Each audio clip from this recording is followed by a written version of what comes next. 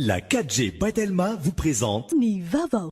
Décortiqueuse, motoculteur, scia chaîne, groupe électrogène, motopompe, Batimax, ny kalitao amin'ny vidiny mirary. Vous présente Ny vaovao. Le rire est un super pouvoir. Voilà ce que la vache qui rit défend depuis 100 ans. La vache qui rit manolotra anao ny vaovao.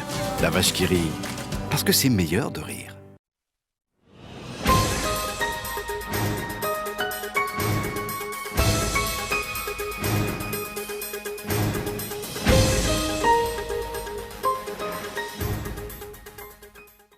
Noraisan'ny Premier ministre Tsay Christian maraina teo ny délégation avy amin'ny FFKM izay nitarihan'ny Monseigneur Audon Razanak'olona.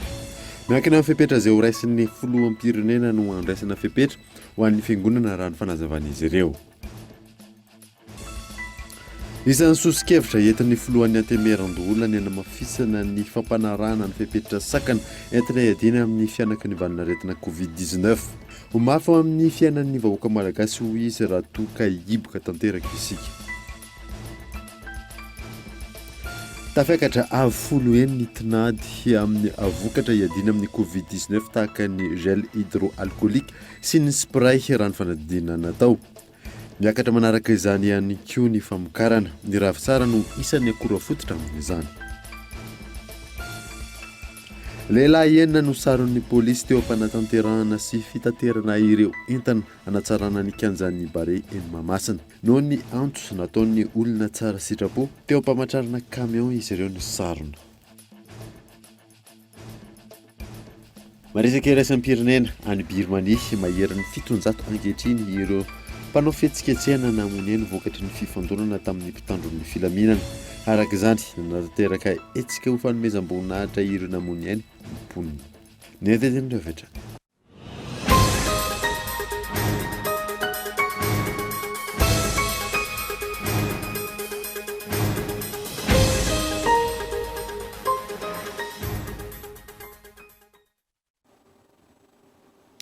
Finaritra tompoko lasy tompoko vavy fotoana vaovao eto amin'ny Kultivika Manasanoara anaraka izany hatramin'ny farany. Nanamboatsika ny vaovao niraisan'ny Premier ministre Tsay Christian maraina teo ny délégation avy amin'ny FFKM izay nitarihan'ny Monseigneur Audon Razanak'olona. Miankina amin'ny fepetra izay ho raisan'ny filoham-pirenena no andraisana fepetra ho an'ny fiangonana raha ny fanazavan'izy ireo ka eto Andriatsilava. Taorin'ny fionana teny amin'ny lapany Mazoarivo nanambara ny FFKM fa fampetsony ny fitondram-panjakana ho amin'ny fifanakalozana sy fakan-kevitra mahakasika ireo fepetra ho raisin'ny mpitondra manoloana ny fianaky ny valanaretina Covid-19 ho fiarovana ny vahoaka malagasy no natao androany. Fotoana ihany koa nahafahan'ny andaniny sy ny ankilany ny fampidinika sy ny fampizarany amin'ny toe-java-misy indrindra ny nitondrany ireto tosolotena ireto ny etaeta avy any anivon'ny fiangonana. Izany misy ireo fepetra ho raisina sy holazaina amin'ny malagasy manontolo hoe isy fiantraikany amin'ny fiainam-piangonana zay zavatra izay. Dia io ny fampizarana ahita hoe eny ary raha ohatra izay izy dia vony izay faly mahalala. Ny fepetra moa filoham-pirenena ihany no ilaza hoe izao ary no ataontsika fa tsisy olona anao an'izay alohan'ny filoham-pirenena. Na izay aza naheno tao dia isaorana azy ny fitokisana. Izay napetrany taminay amin'ny fizarany taminay izay zavatra izay. Zava-dehibe ho an'ny FFKM izao fionana izao hoy ny archevêque Antananarivo ny Monseigneur Audon Razanak'olona. Antony, misy fiantraikany eo amin'ny fiainam-piangonana ny tranga eto amin'ny firenena. Mampiseho taratra ny fatokisana sy fanomezam-boninahitra ny FFKM izao fihetsika izao raha ny fanazavany hatrany. Firenena aloha no milaza amintsika. Raha bitso ataoko izy no isabotsy moa sa lahady izy no miteny amintsika. Any misy satria ao anatin'ilay fepetra ho raisina ho antsika rehetra ny malagasy rehetra ao ny tafiditra ihany koa ny fepetra ho raisina mikasika ny fiangonana. Ataonay hoe azonay atao zany hoe angamba mba fanajana fifanajana ao anatin'izay fampitondran'izay hoe mba velay mba ny ray aman-dreny filoham-pirenena no milaza azy amintsika mianakavy. Andrasana araka izany ny kabary ataon'ny filoham-pirenena ho an'ny vahoaka malagasy manoloana ireo fepetra hoentina miady amin'ny fianaky ny valanaretina sy ny fitsaboana ireo marary. Raha tsy hivina, taorin'ny fionana teo amin'ny FFKM tahaka izao no niroso tamin'ny fihiboana ny firenena malagasy ny taona 2020.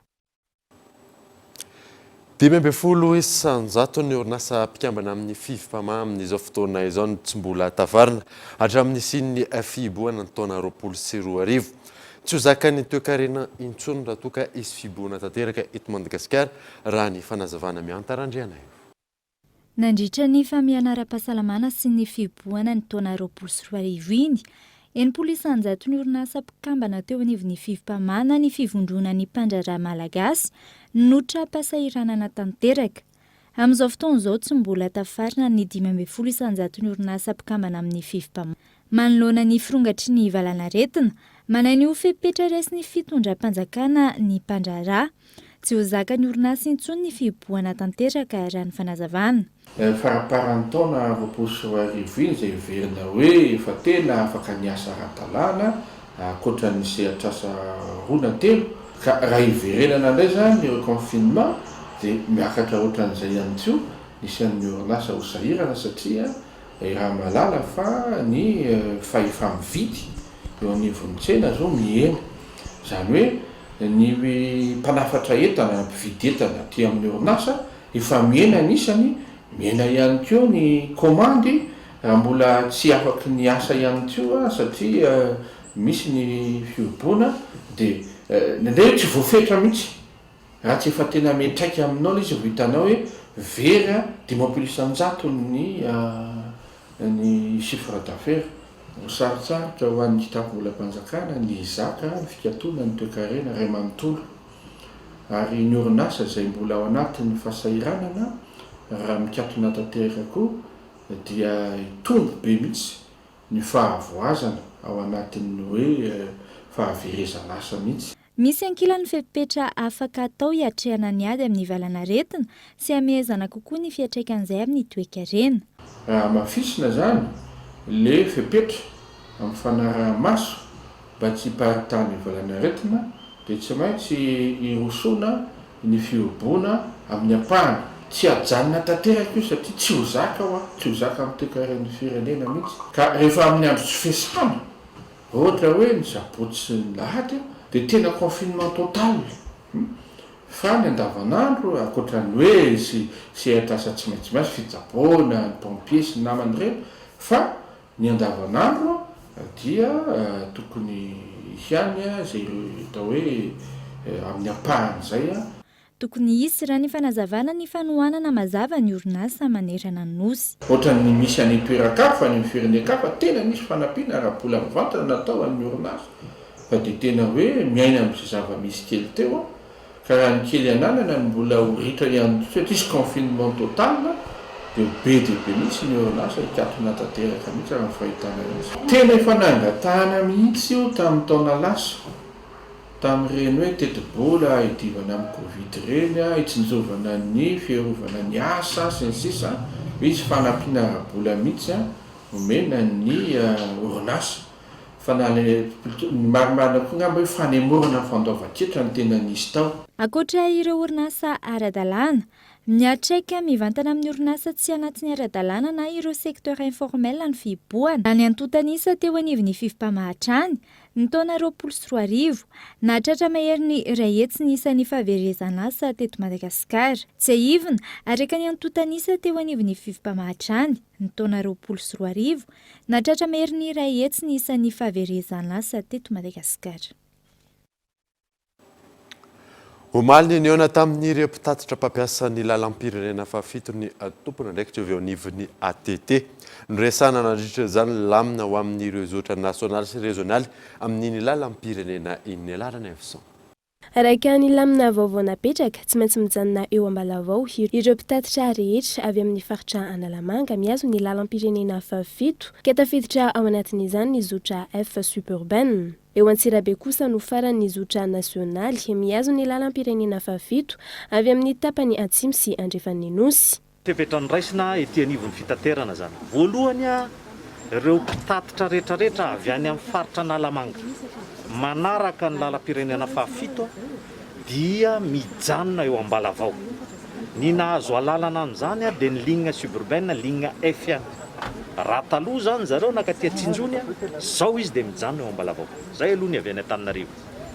Ny avy aty andrefana sy ny Atsimo indray ny zotra nasionaly rehetrarehetra miazo ny lalam-pirenena fafito na avy any atsimo na avy any atsimo atsinanana io na avy any amin'ny faritry mena be io a dia mijanona ao Antsirabe ary tsara marihana fa zay zotra manana ny licence d'exploitation afaka mandeha hatreo Antsirabe ihany zay no afaka miasa.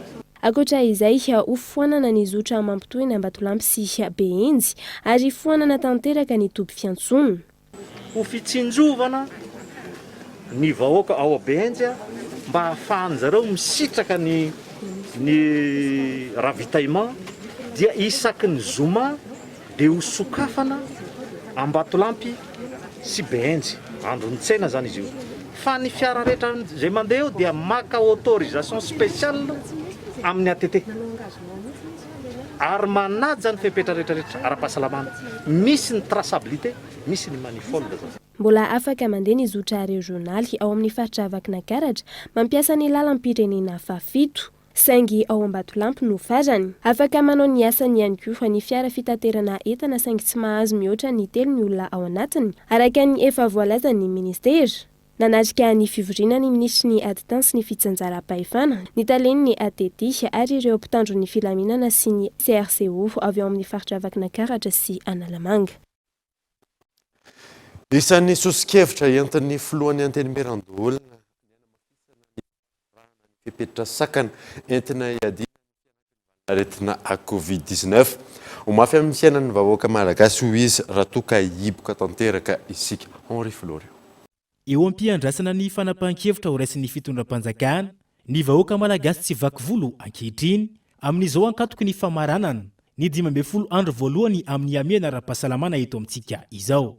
Raha ny fiazakazaky ny antotanisa ho an'ireo olona voamarina fa mitondra ny tsy mikaretana Covid-19 no jerena, mibahan-toerana ny eto anivon'ny faritra Analamanga raha oharina amin'ireo faritra hafa eraky Madagasikara. Nilaza ankolaka ny filohan'ny Antenimierandoholona androany fa ho mafy amin'ny malagasy ny andraisan'ny fanjakana fanapahan-kevitra raha toka hiroso anaty fihiboana isika. Efa miroso amin'ny ezaka ho izy ny vahoaka malagasy ka ny hanamafisana izany no tokony hirosona. Fiarahantsika mahita moa amin'ny fiainana andavanandro io raha vao mivoaka an-trano eto tsika ditantsika fa raha ampahafolo ny vahoaka tokony hivezivezy zao no mivezivezy ny andalambe ary tsy misy ny embouteillage zany hoe fa miezaka ny olona zany a mifehy-tena mijanona ny an-trano manao ny fitandremana rehetrarehetra ka io moa efa miteny foana ny mpitondra fanjakana hoe raha tsy tianareo ny hiditra confinement dia mitandrema tsara ka ny hitatsika zany dia efa mitandrina tsara ny vahoaka amin'izao fotoana izao ary mampirisika azy ireo ary saorana izy ireo makasitraka mihitsy amin'le hoe fisiny lay atao hoe mahaiza fahaizana mifehy-tena fa mba ilaina ihany koa ny vahoaka makasitrahana le zavatra ataony fa raha zavatra hita aloha amin'ny fiainana andavanandro amin'izao fotoana izao dia efa manao ezaka mihitsy ny vahoaka mba hifezana tena manaraka an'ireo fitsipika rehetra ireo azo lazaina hoe ny fomba zay iarovana an'io aretin'io. Androany nanome toromarika ireo mpikambana mandrafitra ny kabinetra ny filohan'ny Antenimierandoholona tetsy Androsikely. Nambarany tamin'izany fa tahaka ireo loholona ihany koa izy ireo ary manana andraikitra amin'izao ady atao amin'ny valanaretana Covid-19 izao. Ny fiainan'androany zay natao moa teto amin'ny Antenimierandoholona dia natao indrindra amindronana an'ireo assistant parlementaire, conseil technique, zany hoe staff ny filohan'ny Antenimierandoholona ary navondrona izy ireo mba hifankalala ary navondrona izy ireo mena toromarika mba handray andraikitra satria dia goavana sy ny dadasika ny fahavoazana misy atsika zao ara-pahasalamana eny anivon'ny commune, eny anivon'ny district, eny anivon'ny vondram-bahoaka padry sy njara-pahefana rehetra dia mila manamaivana sy tena hoe manampy ny vahoaka amin'izao andro sarotro zao. Rehefa tsy ara-iasa amin'ny vahoaka amin'izao andro sarotro zao dia alao mipetra-potsiny sy matoritory any an-trano fa androany zany dia entitra ny toromarika tsy maintsy manao ny asany mampanolo-tsaina azy ireo mpanolo-tsain'ireo. Fanontaniana apetraky ny mpanarabavao sy ny vahoaka malagasy ankehitriny ny hoe hirosa ao anatin'ny fihiboana ve ny fanjakana sa hanamafy ny fipetrany raisina entina iadina amin'ny valanaretina ity. Raha itoka hirosa ao anatin'ny fihiboana isika na ny faritra sasany ahitana tranga betsaka inona ny vahaolana entiny fanjakana fa efa maro ireo sehatrasa no velon-taraina sy mikaikikaiky vokatry ny fahasahiranana. Ny valin'io fanontaniana io no andrasany vahoaka malagasy ankehitriny. Natevena ny fanaramaso ny fivezivezena amin'ny lalam-pirenena voalohany ahafana manakatona ny faritra Analamanga. Androany maro ireo olona tratra nanao lalapoza ny alan'ny barrage sécuritaire Kano Sazina. Taorin'ny lamina maro samihafa ho fanapahana ny fifamezivezena tsy misy antony mazava ataon'ny olona amin'ny faritra Analamanga sy Itasy. Napetraka eo amin'ny PK37 eo be masoandro imeritsy atosika ny barrage sécuritaire amin'ny lalam-pirenena voalohany. Miverin-dalana ireo tsy manana antony mazava.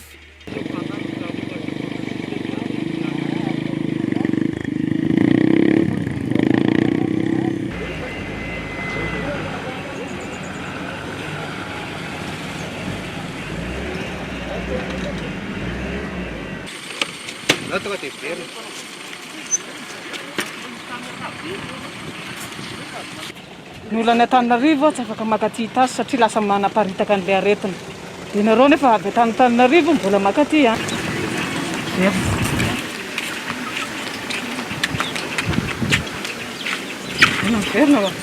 Misy anefa ireo miala ity sakana ity ka mitady lalakafa manao lalam-poza ahafana miditra sy mivoaka ny faritra Analamanga. Maro ireo tratra ny mpitandro filaminana.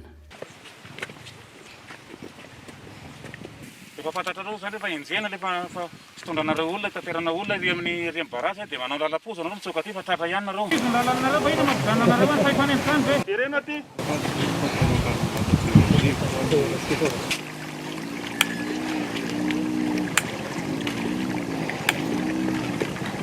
Ianao zany avy any Faratsio zany zao. Tamin'ny firy anao niala tany? Tamin'ny enina maraina. Dia maninona nareo nisafidy an'ity lalana ity fa tsy nanaraka an'iny lalam-pirenena iny? Nareo misy an'ilay olona be dia be izy dia aiza makano izy. Dika zany zay fa mitatitra olona atsokosoko nareo zay ny fahitanay azy. Zay miantony mahatonga manakana anareo hoe inda ty reto papier aiza ny papier ny motonao? Aiza koa ny ianao? Aiza ny ianao? Tsy maintsy andraisana fepetra nareo Sazina zany. Dia any amin'ny kompania Rivomamy nareo maka an'ireto papier reto fanaraka amin'izay sazy zay omena nareo. Tsy mahazo mivoaka ny faritra ihany koa ireo razana ho ny commandant de compagnie Rivomamy. Ny razana zany tsy afaka mandalo eto amin'ity barrage ny be masoandro ity ninona ny antony.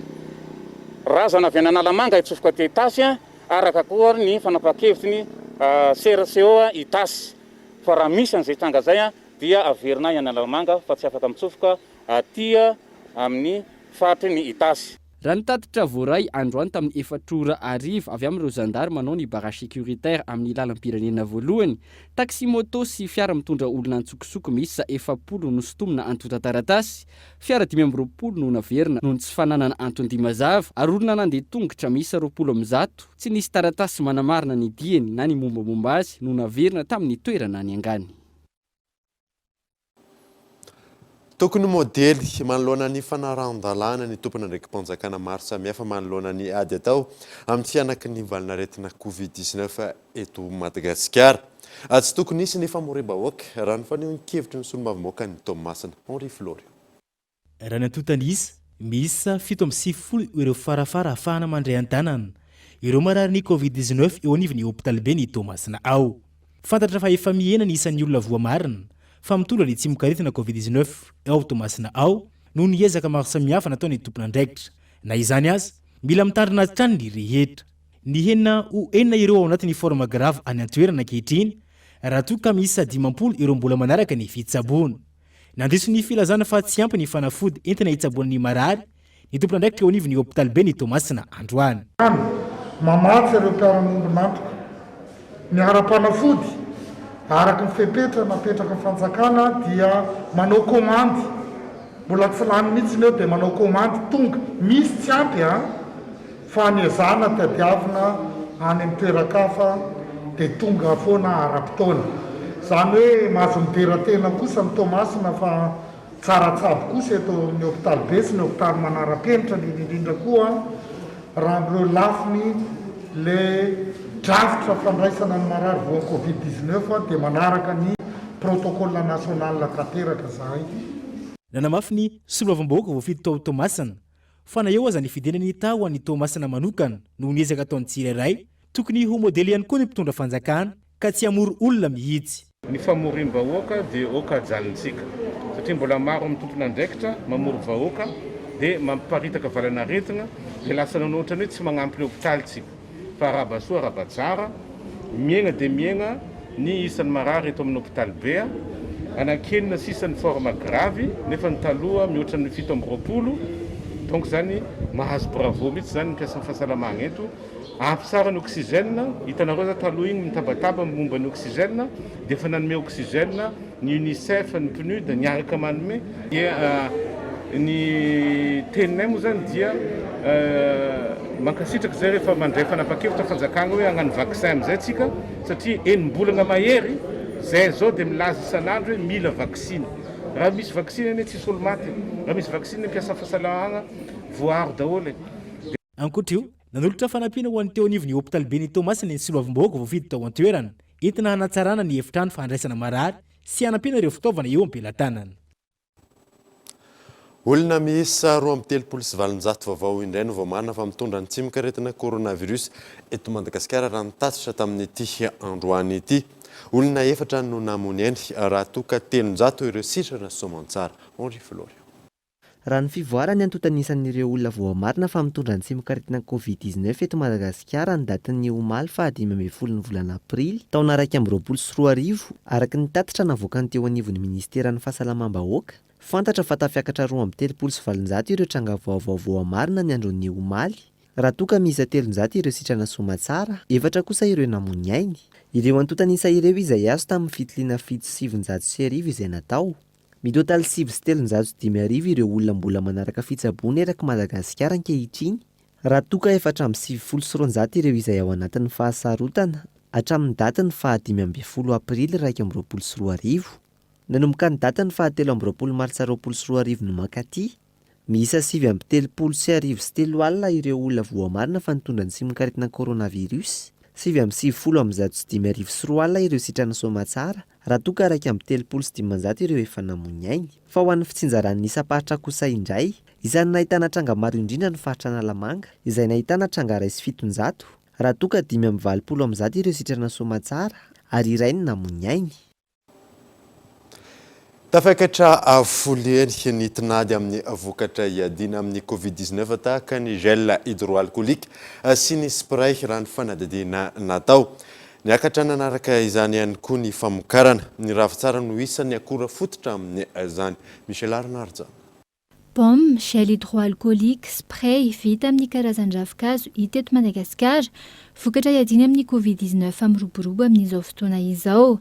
Raha ny fanadihadiana natao tamin'ny orinasa mpamokatra iray eto Andrenivohitra, tafiakatra 10 mihoatra ny teo aloha ny tinady amin'izao. So vanim-potoana ny amin'ny anara-pahasalamana izao dia ny spray ravitsara no tena anisan'ny tena tsy maharaka. Akatra be ny komandy satria izay moa zany miara-miasa amin'ny vatana amin'ny farmasia rehetrarehetra manerana Madagasikara. Dia ao anatin'izay zany komandy ny farmasia hoe lasa miakatra be daholo tena 10 eny any daholo ny komandy. Raha teo aloha izy ny komandy 10 par farmasia ohatra ao anatin'ny isan'andro, dia izao izy lasa ny komandy 100 isan'andro satria le demande zany tena robaroba be mihitsy ny demande. Raha ohatra ka hoe namokatra teo amin'ny 2,000 spray ravitsara izay teo aloha amin'izao zany lasa tena miakatra any amin'ny hoe 10 any amin'ny 10,000 any zany lasa tsy maintsy vokarina parjour. Amin'ireo karazan-dravinkazo mamaritra ny vokatra iray, ny ravitsara no isan'ny ampiasain'ny mpamokatra betsaka indrindra amin'izao, noho ity farany manana ny antsoina hoe propriété antivirale. Ahina olana tamingana nefa izany raha ny fanazavana trano manoloana ny fiakaran'ny tinady. Betsaka le fangalana sy fanongotana an'izy ireny dia plus le izy lany.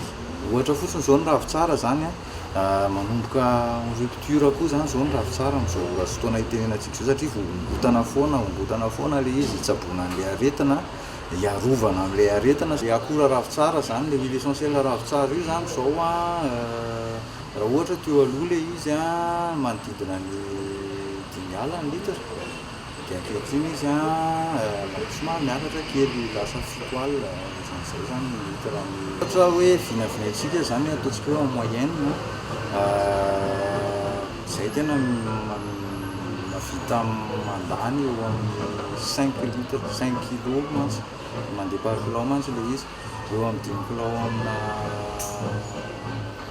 essentiel ravitsara raha hoe ravitsara fotsiny io fa tsy mbola ao anatin'ireny andro. Raha ny fanadihadiana hatrany mahalany 5 kilao isan'andro amin'ny huile essentiel ravitsara ny mpamokatra iray amin'izao fotoana iadina amin'ny fiparian'ny ivelanaretina Covid-19 izao. Tonga eto fotoana ny dokavarotra isika aorianan'izay ahitantsika mahakasika ny puce elektronika eo ihany koa ireo mpangalatra tratra teny amin'ny kianjan'ny bare rehefa avy eo ary.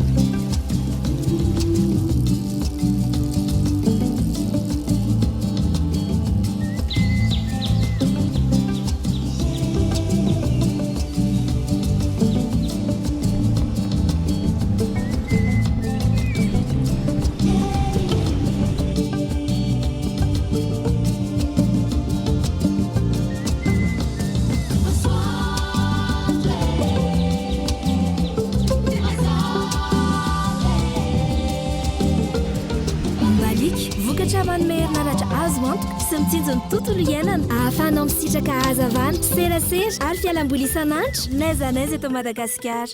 Mbalik mamiratra no avoko.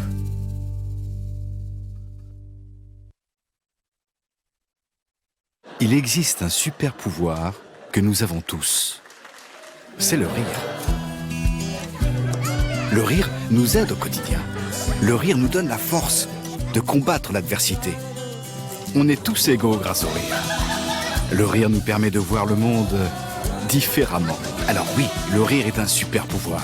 Voilà ce que la vache qui rit défend depuis 100 ans. La vache qui rit, parce que c'est meilleur de rire.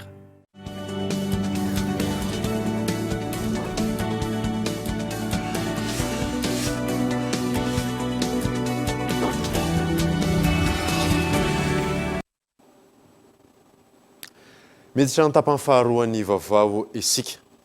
Moroso ny dinga nataon'ny Madagasikara amin'ny famaritana ny rambotany amban'ny ranomasina amin'ny faridranomasina atsimon'ny Madagasikara. Io rambotany io izay mihitatra amina kilometatra maromaro ka eto Andriatsilavo.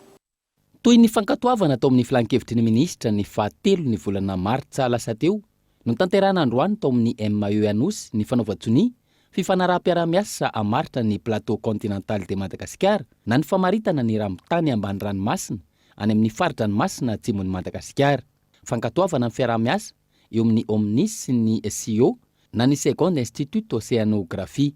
No ny firongatry ny Covid-19 tamin'ny alalan'ny visioconférence no nanatanterana ny lanonana izay natrehan'ny ministry ny rarambahiny, ny ministry ny arenan-kibony-tany sy ireo teknisianina maro samihafa voakasika izany.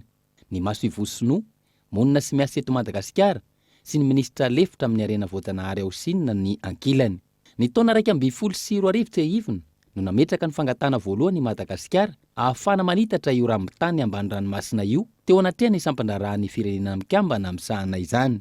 Ankehitriny, mivaly ny fangatahana, miroso ny fanatsarana ka isy ny manampahaizana manokana, malagasy sy sinoa, iroso amin'ny fanadihadiana sy ny fikarohana siantifika.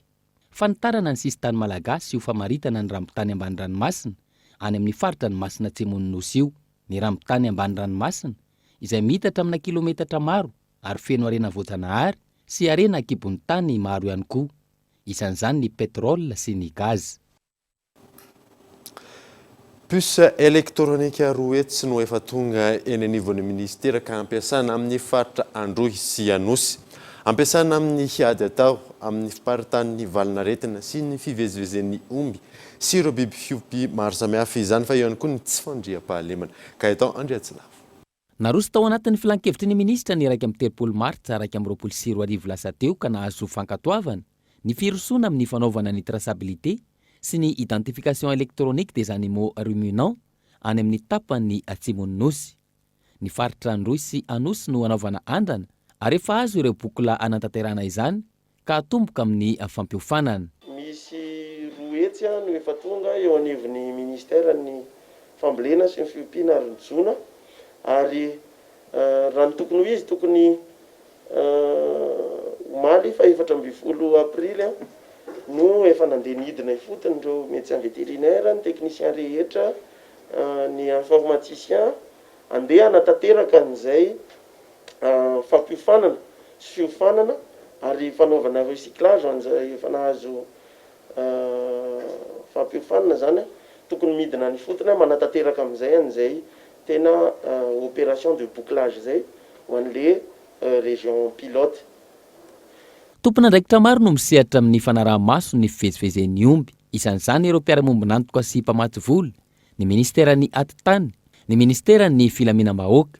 Ilaina vokatr'izay ny fitovian'ny fomba fijery ahafahana manatanteraka io andrana io. Ny lafiny fivezivezena mahakasika ny taratasy dia raha ny lalàna velona misy aloha hatreto dia ny mpiara-miasa avy eo anivon'ny ministeran'ny intérieur no manao an'izany.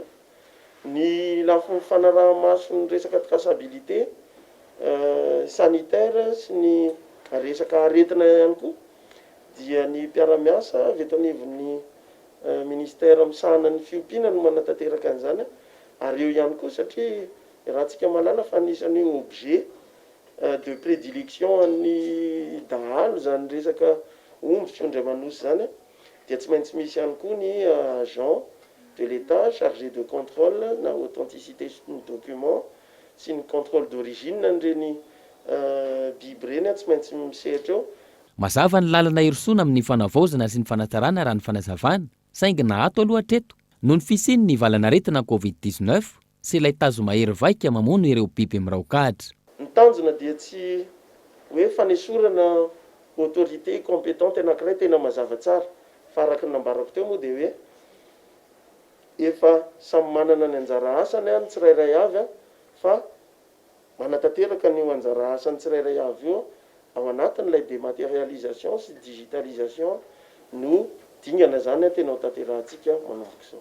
Tanjona napetraka ny taona 2020 ny ametrahana bokla misy 10 hetsy ho an'ny faritra Bongolava, Menabe, Matsiatrambony, Iorombe sy ny faritra Atsimondrefana. Ny fametrahana ireo bokla elektronika izay voalaza fampiarahana amin'ny fanavaozana ny FIB. Noho ny fisian'ny COVID-19 hatrany ny taona 2020, nembotra avokoa izany rehetra izany ary mbola tsy tanteraka hatramin'izao. Zava-dehibe ny fametrahana paikady amin'ny fanohizana ny fampitana ny fahalalana ho an'ireo mpianatra. Natao izany ho fanomanana ireo mpianatra amin'ny fametrahana ny mety hifiovan'ny tetiandro mpampianarana. Abraham Randriamanana. Voakasika mivantana manoloana ny fiatraikan'ny valanaretina COVID-19 ankehitriny ny tontolon'ny fampianarana eto Madagasikara. Nanomboka ny faharoa ny volana Aprily lasa teo, ny ato ny fampianarana teny anivon'ireo sekoly manerana ny nosy raha ny fanapahan-kevitra noraisin'ny tompona andraikitra. Eo anatrehan'izany, ilaina ny fijerena vahaolana amin'ny fanohizana ny fampitana ny fampianarana ho an'ireo mpianatra. Io manana amin'ny fiovan'ny tetiandro mpampianarana manoloana ny fivoaran'ny valanaretina raha ny fanazavana. Vao nanomboka le izy dia efa nampahafantarina dia meloa hoe hiemotra indray zany ty datim-panadinana ty.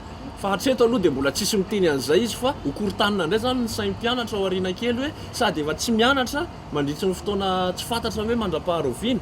Tonga indray afaka kelikely eo dia amin'ny septambra indray vao misy baka, amin'ny oktobra indray vao misy an'izao fa tokony dia izao dia efa mandray an'izay fepetra rehetra izay.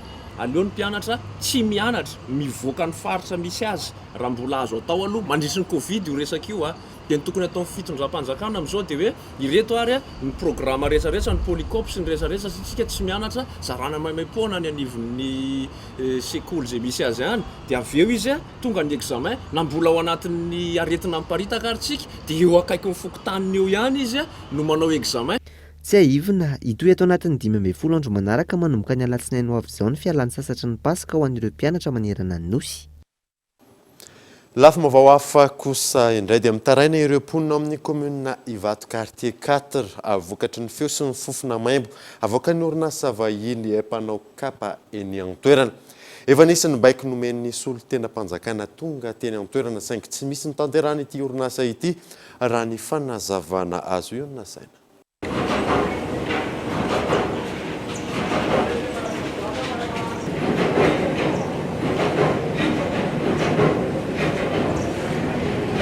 tahaka izany isan'ny tionany amin'ny feo reniny pony ety amin'ny quartier 4 commune Ivato 420 ora amin'ny 420 ora avoaka ny orinasa vahiny mpanao kapa ity. Midradradrada tsy ankiato ny milina, eo ihany koa ny fofona plastika miparitaka eran'ny tanàna. Raha ny tena marina zany dia tena misy fofona tsy azo iainana voakan'ilay orinasa permanence mihitsy io. Dia ny firodorotona koa ohatra misy horohorontany permanence maraina, atoandro, hariva, amin'ny alina moa indrindra. Tena tsisy atoriana mihitsy. Fakanaina aloha zany dia impossible satria raha vao tsy midy tsara ny varavarankely na ohatra ny hoe mizatra mipetraka ambony ihany dia mirodorodo. Ny vahiny ara ohatra ny hoe vibra foana ny telefona rehefa tonga. En fait ny amin'ny alina moa dia efa tsy maintsy kakana taratasy daholo ny varavarankely vao mahita toro tsara ianao. Efatra amin'ny taona 2024 no nitaraina momba ity trangan-javatra ity ireo mponina manodidina ny orinasa. Nisy ny fidinan'ny tompona ndraikitra avy amin'ny ireo ministera voakasika saingy tsy hita ny tohiny. Tamin'ity taona ity zany no resahako nisy fidinany fotony tamin'ny 10 février izay nidiran'ny Direnin'Alamanga, ny ministeran'ny industrie, ministeran'ny mponina, ministeran'ny fahasalamana, ny ONE, dia nisy Biancone medy koa fangamba dia misy resaka kolikola fafa koa ngamba atao matoa niditra ireny. Dia hatramin'izao tompoko tsika zao 16 avril dia mbola tsy nahazo zay valin'le hoe na PV na hoe nisina ny fepetrany raisina, zany hoe tsisy zany fiovana mihitsy na dia nitaraina depuis 2013 zany zay. Ty orinasa ity ny fahalalana azy satria raha mandeha nareo zao raha maka an'le sary eo mivavadiny tsisy soratra eo tsisy inona fa ny fahalalana mponina azy eto dia hoe orinasa sinoa mpanao kapa plastika. Dia nisy fifanarahana hoe tsy manao tabataba amin'ny alina, tsy asiana tsony le mozika be, tsy misy fifanarahana soratra zany zay tsy narahany. Izy rehefa miteny hoe hanao zavatra tsy ataony fa mody eo mason'le manam-pahefana izy miteny hoe ie, dia rehefa avy eo tsy ataony dia zay no mijaly. Manoloana ity tranga ity mametra-panontaniana ny firaisamonim-pirenena Alliance Vargas ny amin'ny hoe tsy sa tsy afaka mampiatra ny lalàna ny fitondram-panjakana. Izay ao ampovoan-tanàna mamoaka fofona feo tsy akijanona mihitsy dia efa nisy fitoriana nataon'ny fiarahamonina fa tsy tafavoaka le izy mandrak'iny fa dia mbola manona ataony ihany le orinasa satria tsy savy tsy afaka mampiatra an'le lalàna ny fitondram-panjakana.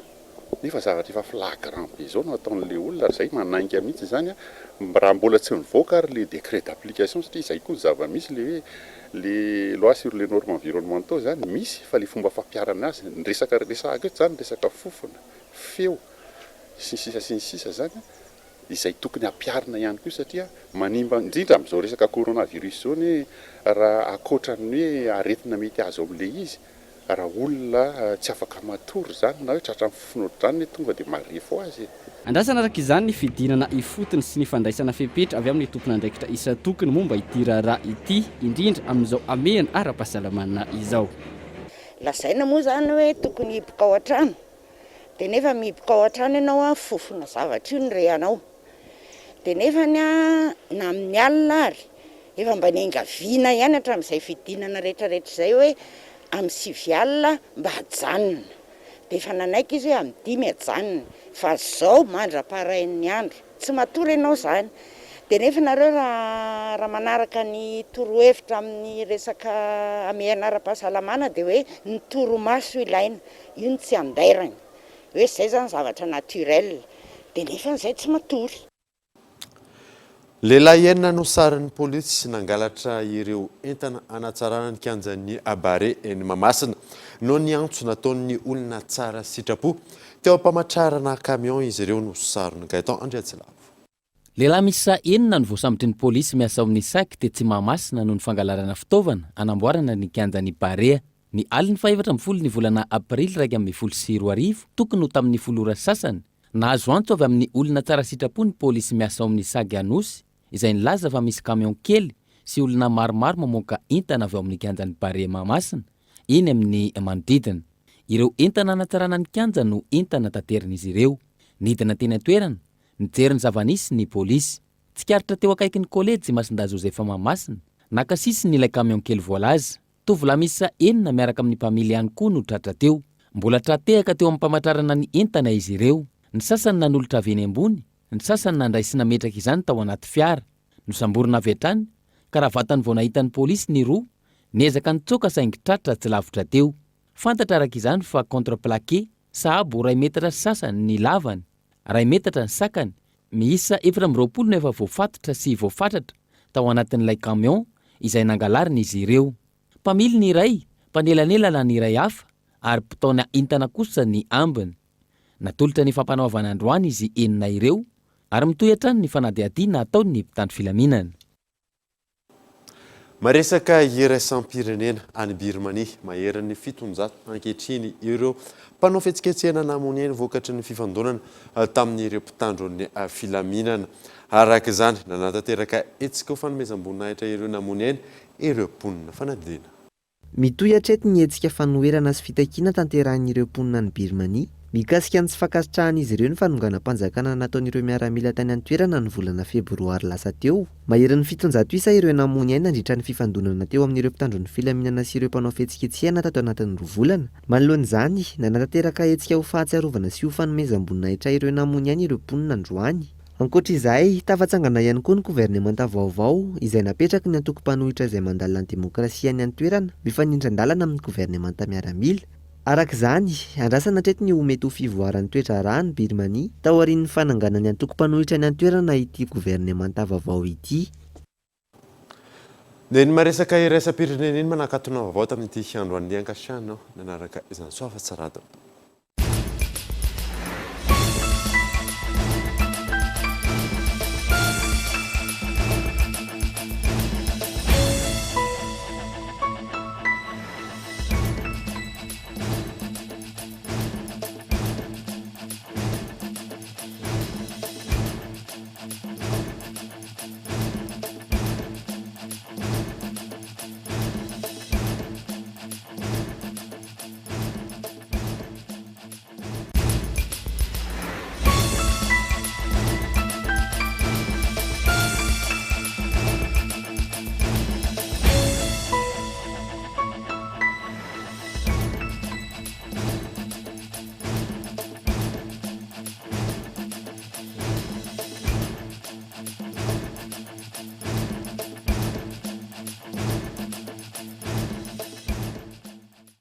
Le rire est un super pouvoir.